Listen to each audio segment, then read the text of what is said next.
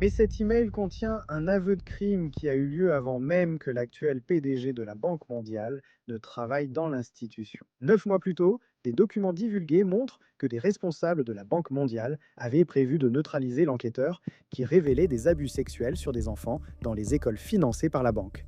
Ce n'était pas de la corruption ordinaire. C'était une procédure habituelle et cela affecte votre vie, que vous le sachiez ou non. Le prix de votre essence, votre dette universitaire, votre avenir climatique, vos impôts, tout cela passe par le système que le président de la Banque mondiale, Banga, vient d'admettre être conçu pour protéger les prédateurs et faire taire les lanceurs d'alerte. 8 mois après cet email, la même institution a approuvé 6,3 milliards de dollars pour déplacer de force 60 000 personnes au Tadjikistan. Des alternatives qui auraient déplacé 30 000 personnes de moins ont été rejetées. L'homme qui prend ces décisions, l'ancien PDG de Mastercard, qui a augmenté les bénéfices de l'entreprise de plus de 1000% en transformant chaque transaction humaine en revenu pour la société. Chaque utilisation de votre carte bancaire, chaque achat en ligne, chaque transaction financière, Mastercard tire un profit de votre activité économique. Maintenant, ce même modèle d'extraction est appliqué au développement mondial. Vos impôts, votre avenir climatique, votre stabilité économique, tout cela alimente un système conçu il y a 80 ans. La Chine a sorti 800 millions de personnes de la pauvreté tout en rejetant les conseils de la Banque mondiale. Les pays qui ont accepté le contrôle de la Banque mondiale sont toujours appauvris. Quand des enfants sont maltraités, le système protège les profits. Quand des familles sont déplacées, il protège le prestige. Et quand la prochaine crise frappe, c'est lui qui détermine si vous survivez ou si vous en devenez la prochaine victime. Mais Ajay Banga ne conçoit pas le système. Tout commence il y a 80 ans avec un accord scellé par une poignée de main entre le fonctionnaire américain du Trésor Harry Dexter White et l'économiste britannique John Maynard Keynes. Deux hommes qui pensent qu'ils sauvent le monde.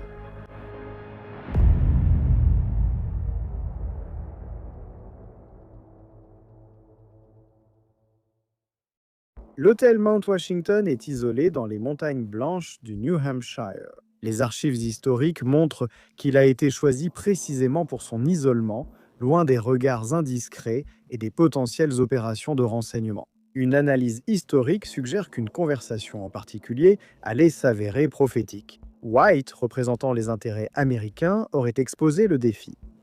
Le colonialisme traditionnel est en train de mourir. Nous avons besoin d'une nouvelle approche. Le contexte était clair. La domination coloniale britannique s'effondrait à travers l'Asie et l'Afrique.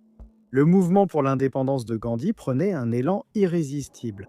L'occupation militaire devenait insoutenable. Le nouveau système issu du consensus serait bien plus sophistiqué. Au lieu de contrôler des territoires, il contrôlerait la dette. Au lieu de gouverneurs militaires, ils installeraient des conseillers économiques. White et Keynes savent exactement ce qu'ils font. Banque internationale pour la reconstruction et le développement. Cela ressemble à de la charité, pas à de la conquête ni à du contrôle. Le parfait cheval de Troie drapé dans une rhétorique humanitaire. Harry Dexter White, l'architecte de la vision américaine, comprend le pouvoir financier. John Maynard Keynes, représentant l'Empire britannique déclinant, a vu les signes avant-coureurs. La question était de savoir si l'Amérique allait remplacer le contrôle britannique ou véritablement démocratiser la finance mondiale. Les premières opérations de la banque semblaient valider le récit humanitaire. Les prêts accordés à la France, aux Pays-Bas, au Danemark et au Luxembourg ont été remboursés avec succès et ont contribué à la reconstruction des infrastructures européennes. Ce succès n'était pas accidentel. Une analyse stratégique révèle que la reconstruction européenne servait plusieurs objectifs. Cela a créé des précédents réussis qui ont légitimé l'institution. Cela a reconstruit un marché pour les produits américains et a préparé le terrain pour la véritable cible. Entre 1950 et 1975, plus de 50 nations africaines ont obtenu leur indépendance. Chaque nouveau pays a fait face au même défi. Comment construire une infrastructure moderne et développer une capacité industrielle sans les ressources qui avaient été extraites pendant la période coloniale. Des missions de la Banque mondiale sont arrivées avec des offres attrayantes, des prêts à faible taux d'intérêt pour le développement des infrastructures, une expertise technique pour la modernisation, un partenariat pour construire des économies indépendantes et prospères.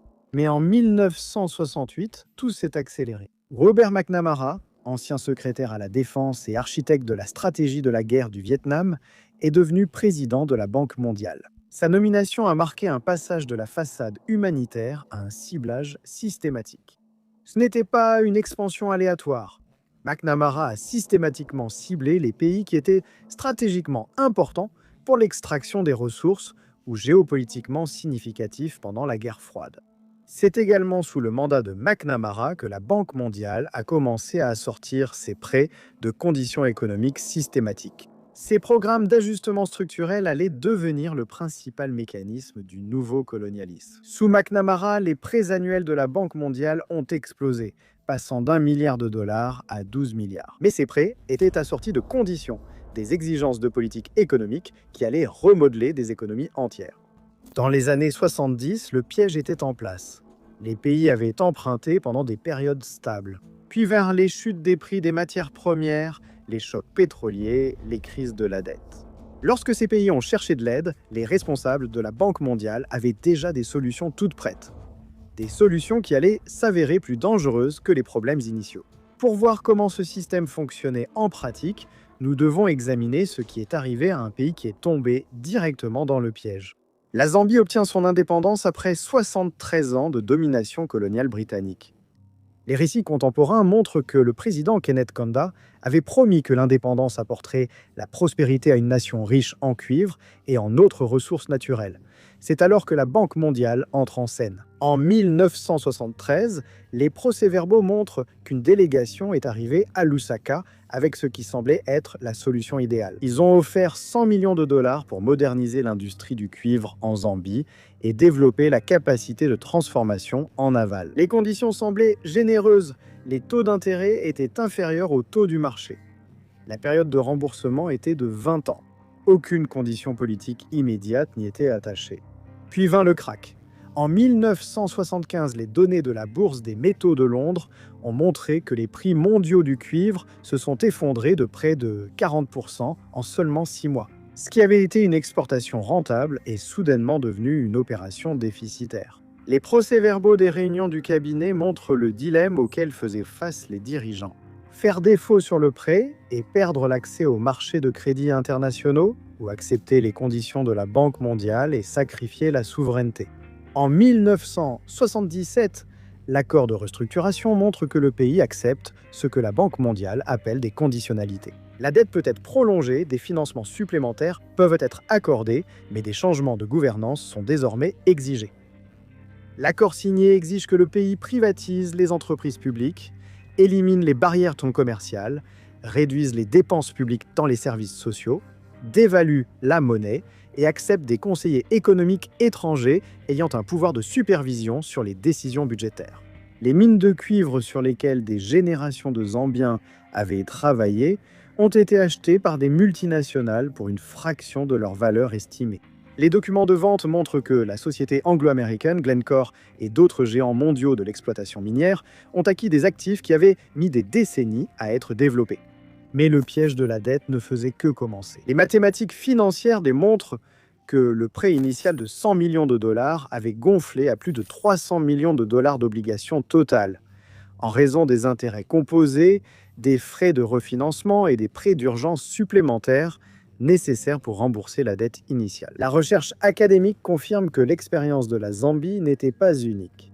Des schémas similaires sont apparus dans les années 1980 au Ghana, en Tanzanie, au Kenya, au Nigeria et dans des dizaines d'autres nations nouvellement indépendantes. Les programmes d'ajustement structurel ont obligé les Philippines à réduire les subventions agricoles, à éliminer les quotas d'importation et à ouvrir les marchés intérieurs à la concurrence internationale. Les riziculteurs locaux ne pouvaient pas rivaliser avec le riz américain subventionné. En 2000, lorsque les prix mondiaux du riz ont fortement augmenté, les Philippines avaient perdu leur capacité à se nourrir elles-mêmes. Des rapports de crise documentent des émeutes de la faim à Manille, alors que le pays découvrait qu'il était complètement vulnérable à la manipulation des prix mondiaux. De nombreuses études universitaires ont montré que les pays soumis à l'ajustement structurel ont eu de moins bons résultats économiques que ceux qui ont conservé leur autonomie en matière de politique publique. Les preuves étaient claires, mais les programmes ont continué. Le piège de la dette est élégant, mathématique, apparemment sans effusion de sang. Les pays signent des accords, acceptent dans des conditions, perdent leur souveraineté à travers la paperasse et l'ingénierie financière. Mais le système de la Banque mondiale a une autre dimension, bien plus directe, bien plus violente et bien plus traumatisante pour les populations prises dans son sillage. L'Éthiopie abritait environ 45 000 personnes, appartenant pour la plupart à des communautés autochtones, Anuak et Nuer, qui cultivaient cette terre depuis des générations. En 2010, la Banque mondiale a approuvé un programme de développement agricole de 3 milliards de dollars appelé le Programme de filet de sécurité productif. Les communiqués de presse officiels ont décrit l'objectif comme étant d'améliorer la productivité agricole et de réduire la pauvreté rurale. Cependant, des documents fuités obtenus par des organisations de défense des droits de l'homme ont révélé que l'objectif réel était de libérer des terres allouées à des sociétés agroalimentaires internationales. Sodistar Agricultural Development, Karuturi Global et d'autres entreprises avaient signé des accords pour développer de grandes exploitations agricoles commerciales destinées aux cultures d'exportation. Les témoignages recueillis par des organisations de défense des droits de l'homme décrivent comment la réinstallation volontaire a commencé avec l'arrivée des forces de sécurité gouvernementales au début de 2011. Un ancien du village, dans un témoignage recueilli par les chercheurs de l'Auckland Institute, a décrit le moment. Ils sont venus avec des armes. Ils ont dit que cette terre appartient désormais au gouvernement. Toute personne qui refuse de partir sera arrêtée. Certains de nos habitants ont essayé de cacher leurs enfants dans la forêt. Les villages qui ont résisté ont été incendiés. Les récoltes ont été délibérément détruites. Les puits ont été contaminés pour empêcher les familles de revenir. Les opérations ont commencé sur les terres défrichées presque immédiatement.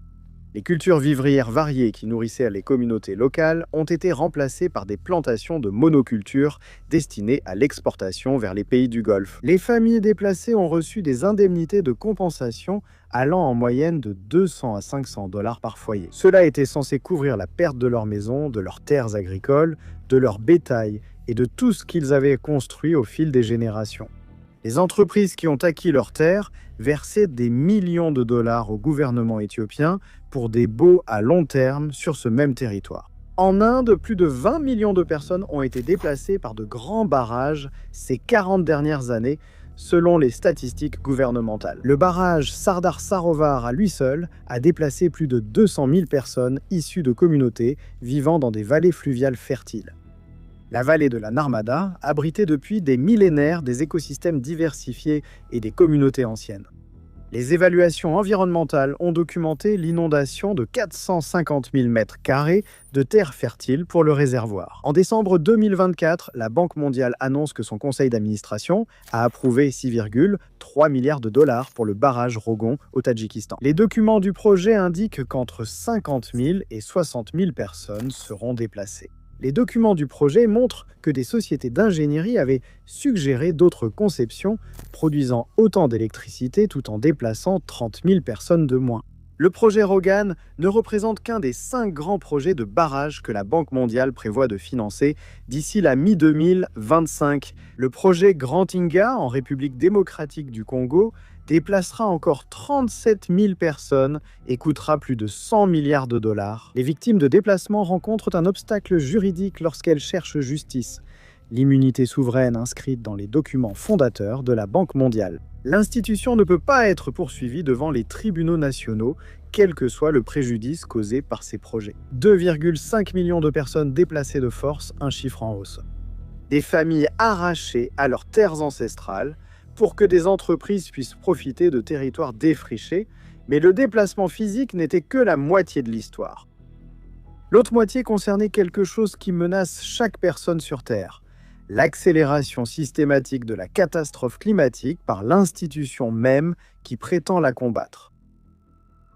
Au Bourget, en France, 196 pays ont signé l'accord sur le climat le plus ambitieux de l'histoire. Le président de la Banque mondiale, Jim Yong Kim, prenant la parole à la tribune, fait une promesse solennelle. Ce qui s'est passé ensuite a révélé l'écart entre les promesses de la Banque mondiale et ses actions. Le suivi financier effectué par des organisations environnementales montre qu'entre 2015 et 2022, la Banque mondiale a accordé 14,8 milliards de financement à des projets liés aux combustibles fossiles.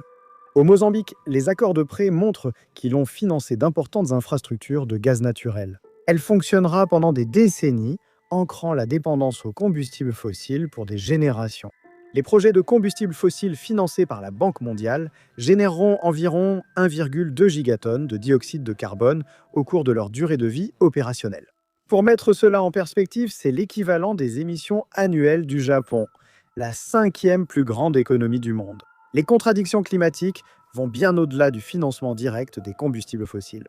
Les données de surveillance environnementale montrent que les prêts agricoles de la Banque mondiale ont systématiquement soutenu la déforestation de l'Amazonie par l'expansion de l'élevage bovin. Des taux de déforestation 300% plus élevés dans les zones avec des projets agricoles de la Banque mondiale par rapport aux régions protégées. Cela arrive à un moment critique. Des recherches publiées dans Nature Climate Change montrent que l'Amazonie approche d'un point de basculement irréversible. Une fois ce seuil franchi, la forêt tropicale pourrait passer d'un puits de carbone qui aide à stabiliser le climat mondial à une source de carbone qui accélère le réchauffement. Les contradictions climatiques ont été examinées en profondeur en 2024. Une enquête d'Oxfam a révélé qu'entre 24 et 41 milliards de dollars de financement climatique de la Banque mondiale ne pouvaient pas être correctement tracés ou vérifiés. La Banque mondiale redéfinissait des projets existants comme étant des financements climatiques sans en changer l'impact environnemental réel. La construction de routes devient de l'adaptation au changement climatique. Les infrastructures de combustibles fossiles deviennent de l'énergie traditionnelle. La destruction des écosystèmes s'étend aux projets de méga-barrages que la Banque mondiale a recommencé à financer. Les évaluations environnementales montrent que le barrage Nam Theon 2 au Laos a inondé 450 km² de forêt tropicale qui abritait des dizaines d'espèces endémiques. Des chercheurs ont découvert que les grands réservoirs de barrages émettent des quantités importantes de méthane, un gaz à effet de serre plus de 80 fois plus puissant que le dioxyde de carbone sur une période de 20 ans. 14,8 milliards de dollars pour les combustibles fossiles, tout en promettant une action climatique. Des fonds climatiques manquant en pleine urgence climatique. La destruction des écosystèmes déguisés en énergie verte. Cette trahison environnementale soulève une question fondamentale. Est-ce de l'incompétence? Ou bien la destruction de l'environnement est-elle en réalité profitable pour ceux qui prennent ces décisions? Pour répondre à cette question, il faut suivre l'argent jusqu'au sommet. Dans un bureau sans fenêtre au 3e étage du siège de la Banque mondiale, Glenn T. Ware dirige l'une des opérations les plus révélatrices de la finance internationale, l'unité anticorruption de l'institution. Le témoignage public de Ware révèle que ses enquêteurs ont mis au jour une réalité mondiale stupéfiante. 2,7 milliards de dollars de pots de vin sont versés chaque jour dans le monde entier. Cependant, les conclusions de son département indiquent que l'institution où il travaille pourrait être un des principaux facilitateurs de cette corruption. Pour comprendre comment cette corruption fonctionne au niveau institutionnel, nous devons examiner en détail le scandale Bridge International. Des enquêtes journalistiques révèlent que cette affaire expose une corruption qui va bien au-delà de simples fonds disparus. Bridge International Academies a été fondée par 2 entrepreneurs américains, Shannon May et Jake Immelman, avec le soutien de certains des noms les plus prestigieux de la technologie comme Bill Gates et Mark Zuckerberg. L'entreprise incarnait l'idéologie de la disruption de la Silicon Valley, utiliser la technologie pour remplacer les systèmes traditionnels, extraire un profit maximal et se développer à l'échelle mondiale sans se soucier des conséquences locales. Des problèmes sont apparus presque immédiatement. En 2013, la SFI a reçu ses premiers signalements d'abus sexuels commis par des enseignants dans les écoles Bridge. D'autres signalements sont arrivés en 2016 et en 2017. Chaque signalement a été enregistré, enquêté en interne et largement étouffé. Aucune mesure systématique n'a été prise pour protéger les enfants ou tenir l'entreprise responsable. Les notes relatent des discussions sur la façon dont le scandale des abus pourrait compromettre la prochaine levée de fonds et menacer le gros contrat gouvernemental de Bridge au Rwanda. La solution évoquée était d'éliminer les enquêteurs. En quelques mois, Osvaldo Gratakos a été démis de ses fonctions de responsable du bureau du conseiller médiateur pour l'application des directives. Gratakos avait servi pendant 6 ans et était censé avoir des mandats renouvelables de 5 ans, conçus pour le protéger des ingérences de la direction. Daniel Adler, l'enquêteur qui avait révélé les abus, a vu sa carrière pratiquement détruite. Son accès aux installations de la Banque mondiale a été restreint. Ses enquêtes ont été interrompues et ses recommandations ont été ignorées. Le scandale de Bridge s'est produit sur fond d'une autre grande controverse de corruption.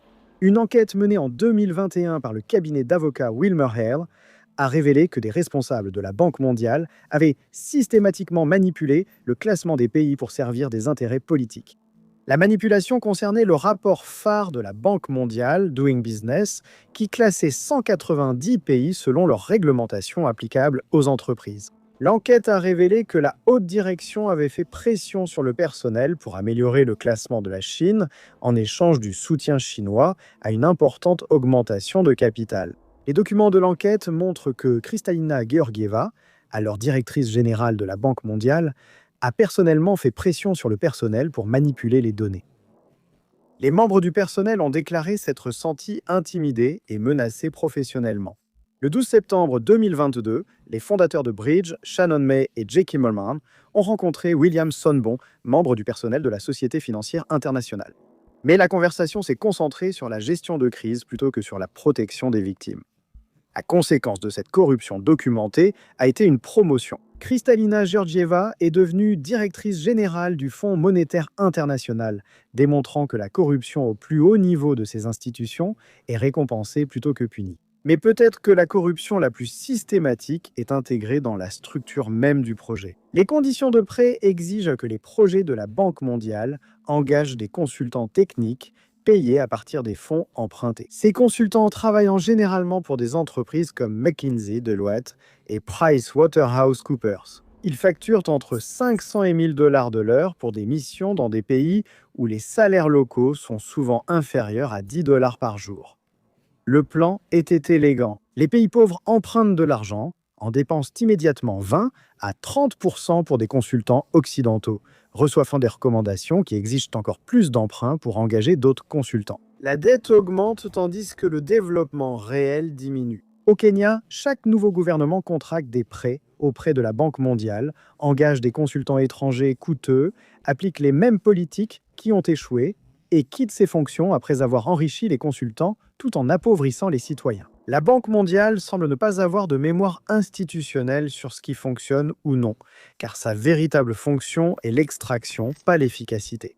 2,7 milliards de pots de vin chaque jour, des abus sur des enfants dissimulés pour protéger les profits, des données manipulées pour des faveurs politiques. Extraction systématique par le biais des honoraires de consultants. Ce n'est pas une corruption isolée. C'est un transfert de richesse systématique déguisé en assistance technique. Mais pour comprendre pourquoi cette corruption est si persistante, nous devons examiner les mathématiques qui rendent tout cela possible.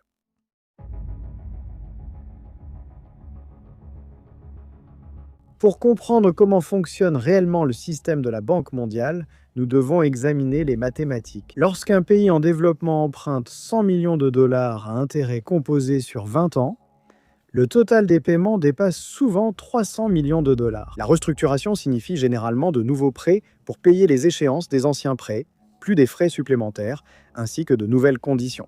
La dette ne diminue pas, elle augmente tandis que le contrôle s'intensifie.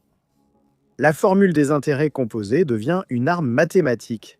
À un taux d'intérêt annuel de 6%, la dette double tous les 12 ans sans aucun nouvel emprunt. Les pays prennent du retard, non pas parce qu'ils sont irresponsables, mais parce que les mathématiques sont contre eux. La Chine fournit l'exemple le plus frappant. Entre 1980 et 2020, la Chine a sorti plus de 800 millions de personnes de l'extrême pauvreté, tout en maintenant un contrôle étatique important sur son économie et en rejetant la plupart des exigences d'ajustement structurel. L'approche de la Chine contredisait directement l'idéologie centrale de la Banque mondiale. Au lieu de privatiser les entreprises publiques, la Chine les a développées. Au lieu d'éliminer les barrières commerciales, la Chine a maintenu une protection stratégique pour ses industries clés. Alors que la Banque mondiale exigeait la privatisation, la Chine a gardé les industries stratégiques sous contrôle étatique. Alors que l'ajustement structurel exigeait la libéralisation du commerce, la Chine a ouvert ses marchés progressivement selon son propre calendrier. Alors que la Banque mondiale prônait une démocratie immédiate, la Chine a maintenu la stabilité politique pendant la transformation économique. La Corée du Sud et Taïwan ont suivi des schémas similaires. Les deux ont réalisé une industrialisation rapide grâce à des investissements dirigés par l'État, des subventions à l'exportation et une protection sélective des industries nationales, des politiques qui seraient interdites dans le cadre des ajustements structurels de la Banque mondiale. Le Vietnam était un autre exemple, tout en adoptant des réformes de marché, tout en maintenant le contrôle de l'État sur les secteurs stratégiques. Le Vietnam a connu une croissance soutenue tout en évitant les cycles de boom et de récession qui ont frappé les pays soumis à un ajustement structurel complet. Même l'Éthiopie, lorsqu'elle a limité l'influence de la Banque mondiale entre 2000 et 2015, a atteint certains des taux de croissance les plus élevés d'Afrique grâce à des politiques d'industrialisation dirigées par l'État. Les États-Unis détiennent 16% du pouvoir de vote à la Banque mondiale, ce qui leur permet de bloquer tout changement majeur de politique. Avec leurs alliés le Japon, l'Allemagne, le Royaume-Uni et la France, ils contrôlent plus de 40% des voix, tout en ne représentant qu'une minorité de la population mondiale. La Chine, qui représente 18% de la population mondiale, détient 5,7% du pouvoir de vote. L'Inde, avec 17% de la population mondiale, détient 3,5% du pouvoir de vote. Les 50 pays les plus pauvres réunis détiennent moins de 5% du pouvoir de vote, bien qu'ils représentent plus d'1 milliard de personnes. Le schéma devient encore plus clair lorsqu'on examine la réponse aux crises. Chaque grande perturbation économique, la crise de la dette des années 80, la crise financière asiatique des années 90, la crise financière mondiale de 2008 et la pandémie de Covid-19 a été utilisée pour imposer des ajustements structurels supplémentaires. La stratégie suit ce que les économistes appellent la stratégie du choc. Profiter des moments de crise lorsque la résistance démocratique est affaiblie pour mettre en œuvre des politiques impopulaires qui profitent aux élites au détriment des gens ordinaires. Même pendant la pandémie de 2020, le financement d'urgence pour la santé était assorti d'exigences de réformes économiques. Des pays désespérés d'obtenir des fournitures médicales ont dû accepter des conditions de privatisation pour recevoir de l'aide pendant une urgence sanitaire mondiale. Le résultat mathématique est circulaire. Les pays pauvres empruntent de l'argent, le dépensent immédiatement pour des services et des consultants occidentaux, reçoivent des recommandations de politique économique qui exigent encore plus d'emprunts pour davantage de services occidentaux. Le système extrait également le capital humain. L'ajustement structurel exige souvent de réduire les dépenses en éducation et en santé, obligeant les personnes les mieux éduquées à émigrer vers les pays riches où leurs compétences profitent aux mêmes économies qui ont conçu l'appauvrissement de leur pays. Les mathématiques de la dette créent une servitude intergénérationnelle. Les enfants nés dans des pays lourdement endettés héritent d'obligations de dette auxquelles ils n'ont pas contribué, ce qui limite leurs perspectives d'avenir dès la naissance.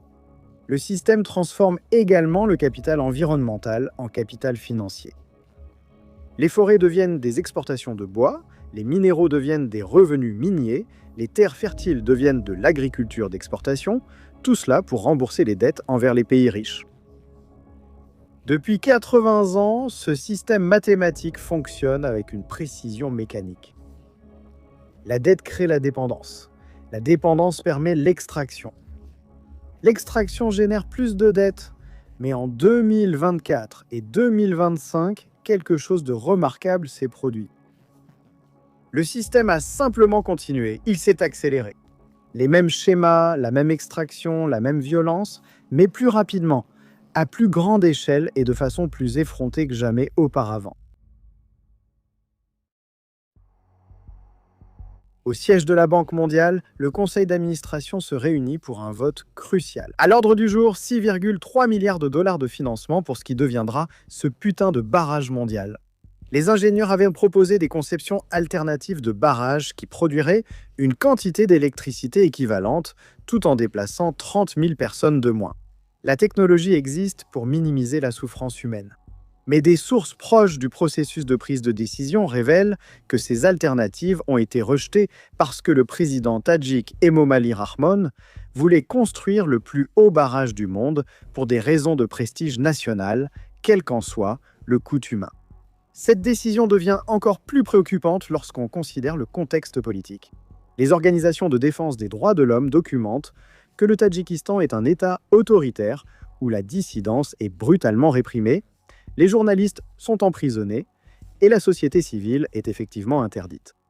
Dans ce contexte, la consultation obligatoire de la Banque mondiale avec les communautés concernées devient une mauvaise plaisanterie. Comment consulter des personnes qui seront emprisonnées si elles s'expriment? L'approbation du projet Rogan n'est qu'un des 5 projets de méga-barrages que la Banque mondiale prévoit de financer d'ici la mi-2025. Le projet Grand Inga en République démocratique du Congo coûtera plus de 100 milliards de dollars et déplacera 37 000 personnes supplémentaires. Le projet Grand Inga s'inscrit dans le contexte d'un conflit persistant en République démocratique du Congo, où plus de 6 millions de personnes sont mortes dans des guerres liées à l'exploitation des ressources. Le projet sera impossible à réaliser sans déplacement forcé et protection militaire. Pendant ce temps, le scandale de Bridge International continue de se dérouler sans qu'aucune responsabilité réelle ne soit engagée. Les défenseurs de la transparence rapportent qu'aucun responsable de la Banque mondiale n'a été sanctionné pour avoir dissimulé des abus sexuels sur des enfants, tandis que l'enquêteur qui les a révélés continue de subir des représailles professionnelles. L'enquête indépendante commandée par la Banque mondiale était limitée dans sa portée, empêchée d'examiner la prise de décision institutionnelle et n'a abouti à aucun changement de personnel ni à aucune réforme des politiques internes. La controverse sur le financement climatique s'est également intensifiée tout au long de l'année 2024. La réponse de la Banque mondiale aux conclusions d'Oxfam concernant les milliards manquants a été d'attaquer la méthodologie plutôt que de fournir une comptabilité transparente. Peut-être que l'analyse politique la plus révélatrice montre que la Banque mondiale a commencé à rebaptiser l'ajustement structurel traditionnel en conditionnalité verte. Les pays sollicitant des financements climatiques doivent toujours accepter des exigences de privatisation et de libéralisation. Les cabinets de conseil occidentaux qui créaient les programmes d'ajustement structurel conçoivent désormais ceux de transformation verte. La même extraction mathématique se poursuit, mais avec une rhétorique environnementale. La crise de la dette mondiale s'est considérablement aggravée depuis 2020 à l'Italie. La surveillance internationale montre que d'autres pays sont entrés en situation de détresse liée à la dette, tandis que les débiteurs existants font face à des obligations de paiement de plus en plus intenables. Les charges de la dette créées lors des prêts d'urgence liés à la Covid-19 continuent d'extraire des richesses des pays les plus pauvres, les paiements du service de la dette dépassant souvent les dépenses de santé et d'éducation réunies. Cependant, des institutions de développement alternatives continuent de gagner du terrain. La Nouvelle Banque de développement, la Banque asiatique d'investissement dans les infrastructures et d'autres institutions annoncent une hausse des membres et des portefeuilles de prêts. Une nouvelle génération d'économistes remet également en question l'orthodoxie de l'ajustement structurel. Fort de 40 ans de preuves que le développement dirigé par l'État surpasse souvent le fondamentalisme du marché. Aux États-Unis, des politiciens démocrates comme républicains ont remis en question le soutien financier continu de l'Amérique à la Banque mondiale. Le projet 2025 associé au président Trump a explicitement appelé au retrait à la fois de la Banque mondiale et du FMI. Les actions pour le climat visent de plus en plus le financement des combustibles fossiles par la Banque mondiale à travers des recours juridiques, l'activisme des actionnaires et des campagnes d'action directe. La réponse de la Banque mondiale à ces défis s'est concentrée sur l'amélioration des relations publiques et des réformes procédurales plutôt que sur des changements de politique fondamentaux. Le système central de conditionnalité et de contrôle demeure intact. La feuille de route d'évolution du président de la Banque mondiale, Ajay Banga, élargit l'implication du secteur privé dans le développement, accélérant l'extraction tout en maintenant une rhétorique humanitaire. Alors que la Banque mondiale approche de son 80e anniversaire, elle fait face à sa crise de légitimité la plus grave depuis sa création. L'écart entre la mission déclarée et les résultats réels est devenu impossible à ignorer. Pour la première fois, des contestations juridiques de l'immunité souveraine de la Banque mondiale gagnent du terrain devant les tribunaux internationaux, ouvrant potentiellement la voie à une responsabilisation de l'institution pour ses actions. Décembre 2024, déplacement de 60 000 personnes supplémentaires approuvées. Mars 2024, la dissimulation de maltraitance d'enfants est enfin reconnue, mais aucune responsabilité n'est assumée. Tout au long de 2024, les fonds pour le climat disparaissent. le financement des énergies fossiles continue. La crise de la dette s'accélère. Les schémas ne changent pas. Ils s'intensifient, ce qui nous amène à la question fondamentale à laquelle 80 ans de preuves exigent que nous répondions enfin.